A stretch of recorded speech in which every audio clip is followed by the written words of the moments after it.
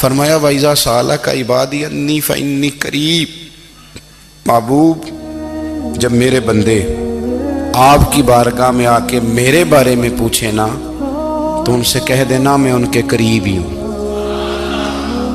قریب ہی ہوں۔ دلیل کیا ہے؟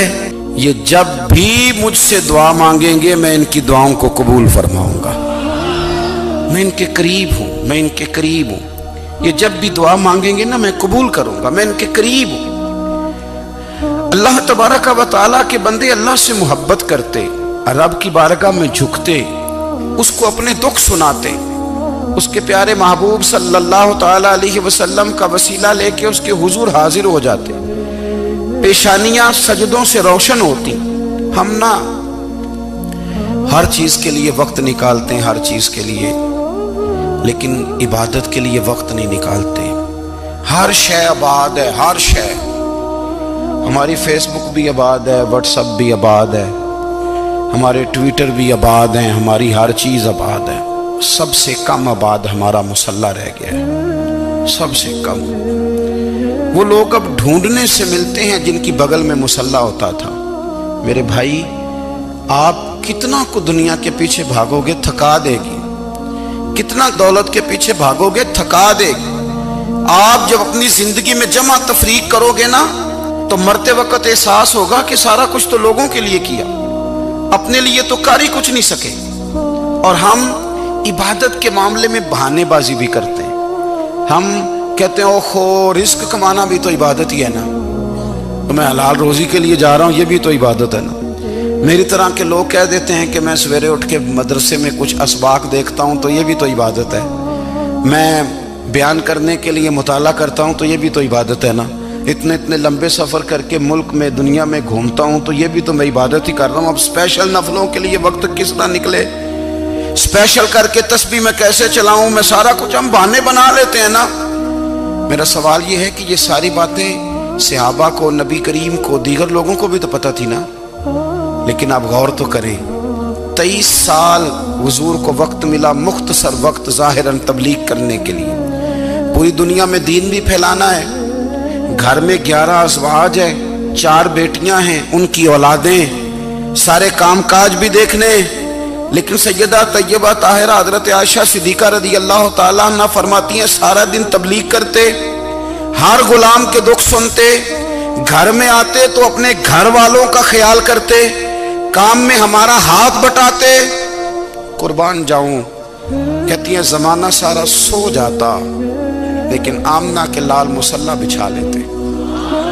دنیا سو گئی، ساری سب سو گئے، جو خدام تھے، وہ جو غلام تھے وہ سو گئے۔ صحیح مسلم میں لفظ ملیں گے، سیدہ پاک فرماتی ہیں او میرے نبی کے غلاموں، میں نے یہ رنگ بھی دیکھا ہے کہ حضور نے اتنا کھڑے رہے، اتنا قیام کیا، اتنا قیام کیا کہ مقدس پیروں میں ورم آ گئے، سوج گئے پیر، اتنے بڑے۔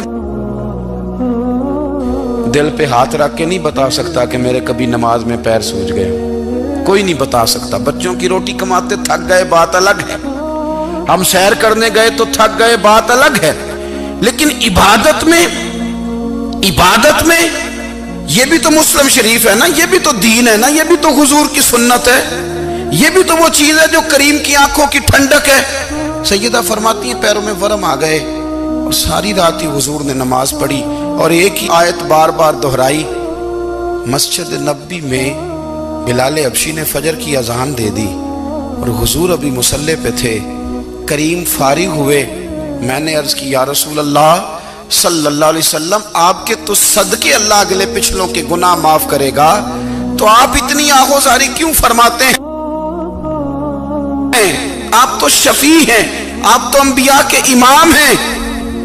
تو حضور نے فرمایا عائشہ تم نے گنوایا ہے نا میرے اللہ کی مجھ پر کتنی رحمت ہے، افلا اکون عبدا شکورا، فرمایا اگر اس نے اتنی نعمتیں دی ہیں تو کیا میں اس کا شکر گزار بندہ نہ بنوں، میں شکر گزار بندہ نہ بنوں اس کا؟ پھر اگر اتنی نعمتیں اس نے دی ہیں، مجھے اتنا نوازا ہے، تو پھر میں اس کے سامنے سجدے نہ کروں؟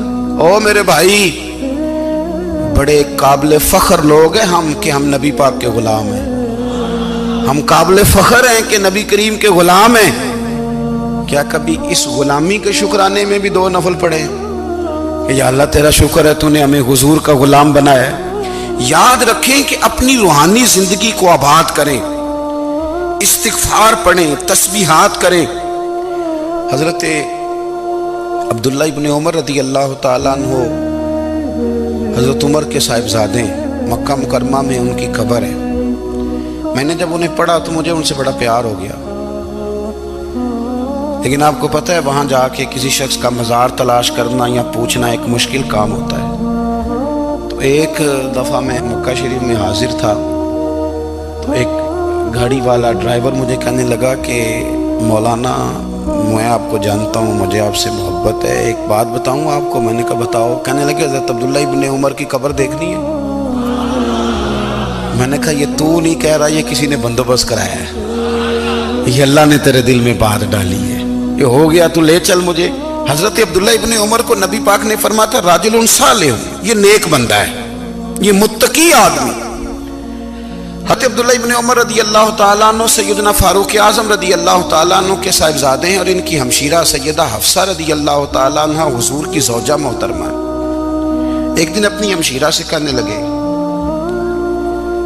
کہ نبی کریم صلی اللہ تعالیٰ علیہ وسلم گھر میں آئے نا، اور اگر حضور غم امت میں پریشان نہ ہوں، طبیعت کو حشاش بشاش دیکھو، تو ذرا پوچھنا تو صحیح حضور کا میرے بارے میں کیا خیال ہے، پوچھنا تو صحیح کہ کریم کی بارگاہ میں میرا کیا مقام ہے، میرے بارے میں حضور کیا فرماتے ہیں۔ اب بہن کو کام بتائے، اور بتائے بھی بھائی، اور پھر بہن وہ کام نہ کرے، یہ تاریخ میں ہوتا نہیں۔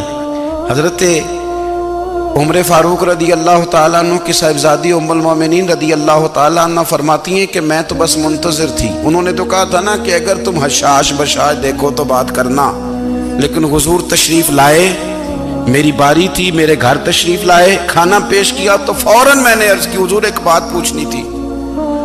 تو حضور نے فرمایا پوچھئے۔ میں نے عرض کی حضور میرے بھائی عبداللہ ابن عمر کے بارے میں آپ کا کیا خیال ہے؟ نوجوانوں میری بات پہ غور کرنا، میرے بھائی کے بارے میں آپ کا کیا خیال ہے؟ تو نبی کریم صلی اللہ تعالیٰ علیہ وآلہ وسلم نے میری طرف دیکھا، اور پھر حضور زیر لب تھوڑا مسکرائے، اور بریلی کے امام کہتے ہیں کہ حضور مسکرا دیتے تھے نا تو جو بڑا دکھی ہوتا تھا وہ بھی ہنس پڑتا تھا۔ اب سوال پیدا ہوتا تھا کہ پھر تو اس مسکراہٹ کے لیے انتظار کرنا پڑتا ہوگا کئی مہینے کہ حضور مسکرائیں تو رونے والے ہنسیں، تو اعلیٰ حضرت فرماتے نہیں، انتظار نہیں کرنا پڑتا، یہ مسکراتے رہنا تو حضور کی عادت ہے۔ جس کی تسکین سے روتے ہوئے ہنس پڑے، اس تبسم کی عادت پہ لاکھوں سلام۔ یعنی یہ تو عادت ہے حضور کی مسکراتے رہنا، اس کے لیے انتظار نہیں کرنا پڑتا۔ بھائیو آپ خیال رکھیں گے، غور کریں گے، حضرت عبداللہ ابن عمر رضی اللہ تعالیٰ عنہ کے بارے میں پوچھا تو سیدہ فرماتی ہیں کہ نبی کریم صلی اللہ تعالیٰ علیہ وسلم نہ زیر لب مسکرائے اور فرمایا حفصہ تیرا بھائی ہے تو اچھا، لیکن میں نے سنا ہے کہ عشاء کی نماز پڑھتا ہے تو فجر تک سویا ہی رہتا ہے۔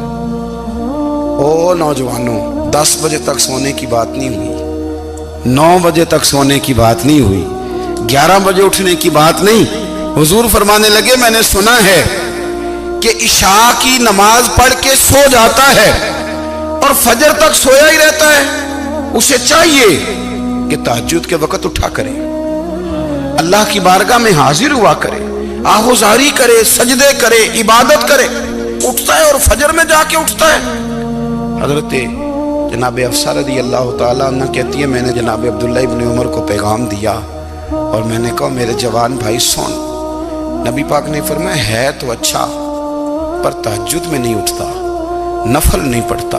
او میری ملت کے جوانوں، مزہ نہیں آ جاتا جب ساری دنیا سوئی ہو، ساری دنیا، اور بستر بھی گرم ہو اور نیند بھی پورا غلبہ کر رہی ہو، اور اچانک گھنٹی بجے دماغ میں، آنکھ کھلے، گھڑی پہ نظر پڑے، 3:30 4 بجے کا پیغام گھڑی بتائے، اور کوئی چڑھتی جوانی والا اٹھ کے وضو کرے، اور جب وہ مصلی کھول کے بچھائے تو مدینے والے محبوب کہتے ہیں کہ ہر نماز پہ رب ثواب دیتا ہے، اور جو اٹھ کے تہجد کی نماز پڑھے اسے دیکھ کے تو رب مسکراتا ہے۔